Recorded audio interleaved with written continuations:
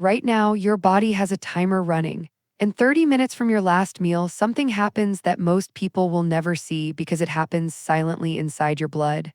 A single molecule spikes, a hormone fires. And your body makes one decision: burn fat today or store more.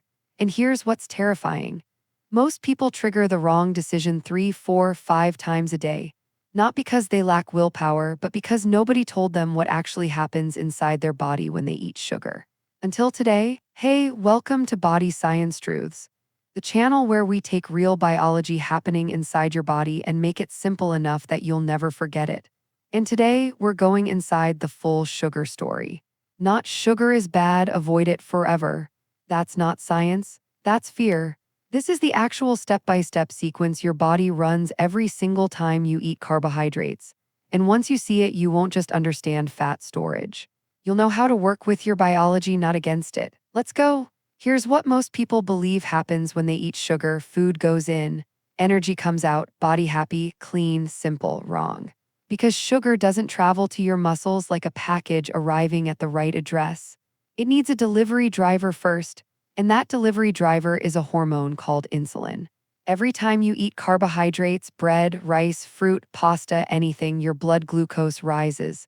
And the moment it does, your pancreas fires one signal: release insulin now. But here's where most people get it completely wrong. They think insulin just manages sugar. It doesn't. Insulin is your body's master storage switch. And for most people eating a modern diet, that switch is flipped 4 to 6 times a day. Let's break down exactly what happens inside your body every single time you eat sugar. 4 steps, each one building on the last. Step 1, the glucose flood. Within 15 to 30 minutes of eating carbohydrates, glucose floods your bloodstream. The more processed the carb, the faster the flood. White bread, fast. Soda, faster. Vegetables, barely a trickle. This is what people call a blood sugar spike, and your body treats a big spike like an emergency. Step 2, the insulin alarm. Your pancreas detects rising glucose and launches insulin. Insulin's single job: get that glucose out of the blood fast, because too much glucose circulating in your blood is genuinely dangerous. It damages blood vessels, nerves, and organs. Your body treats this like a 5-alarm fire. Step 3, the storage decision. Insulin first delivers glucose to your muscles. Muscles are your body's preferred fuel tank. But here's the problem most people never learn. If you haven't moved enough recently, those muscle tanks are already full. No room, overflow, so insulin takes what won't fit and sends it straight to the liver. The liver converts excess glucose into something called triglycerides, and triglycerides become body fat. Specifically visceral fat, the type that wraps around your organs, the most dangerous fat you can accumulate. Step 4. The fat lock. This is the step that changes everything. While insulin is circulating in your bloodstream, your body cannot burn stored fat. Biologically impossible. Insulin's presence sends one message to every fat cell in your body: we have fuel, lock the vaults, don't release anything.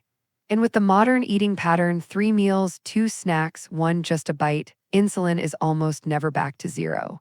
Which means for most people, the fat vaults are almost always locked.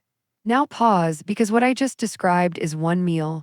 Multiply that by 3 meals a day plus 2 snacks, 365 days a year. For 5 years, what happens to cells that keep receiving that signal over and over? They start to ignore it. They've heard the alarm so many times, they stop responding. This is called insulin resistance. And insulin resistance doesn't just make fat loss harder. It is the biological foundation of type 2 diabetes, of heart disease, of metabolic syndrome. The WHO identifies it as the #1 driver of preventable chronic disease on Earth, and it starts silently, with blood sugar spikes you can't even feel. So here's the question your body has been waiting for you to ask. What does your body actually need to start reversing this? There are 3 biological levers that determine how much sugar your body converts to fat. You don't need to eliminate carbs forever. You need to pull the right levers at the right time. Lever 1, glycogen depletion. Remember how muscles take glucose first. If your muscle tanks are partially empty because you walked, moved, or exercised recently, glucose from your meal fills those tanks instead of converting to fat.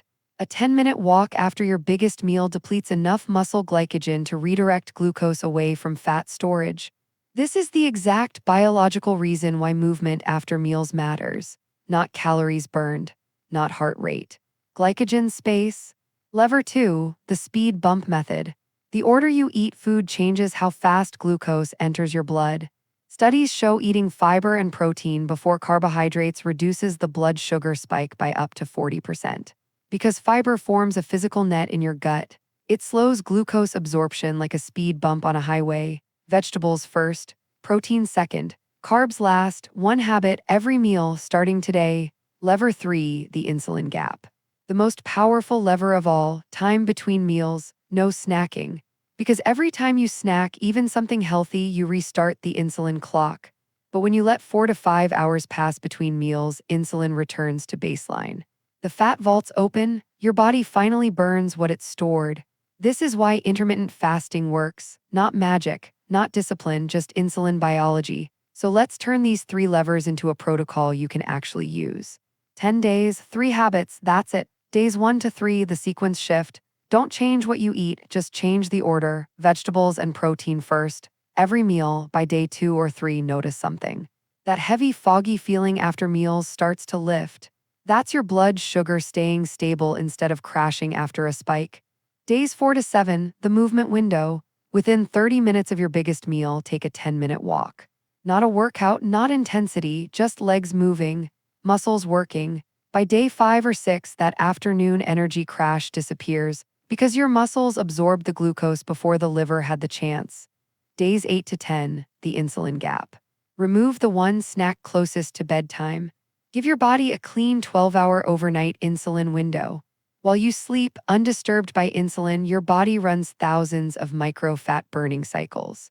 That it was always capable of running, you just never gave it the window. So what are the 5 wins your body gets when you take back control of blood sugar? Win 1, less visceral fat, the dangerous kind wrapping your organs. Win 2, consistent energy, no afternoon crash, no brain fog. Win 3, reduced cravings. Stable glucose means stable hunger signals. Win 4, better sleep. Low overnight insulin unlocks higher growth hormone release. Win 5, metabolic flexibility. Your body freely switches between sugar and fat as fuel.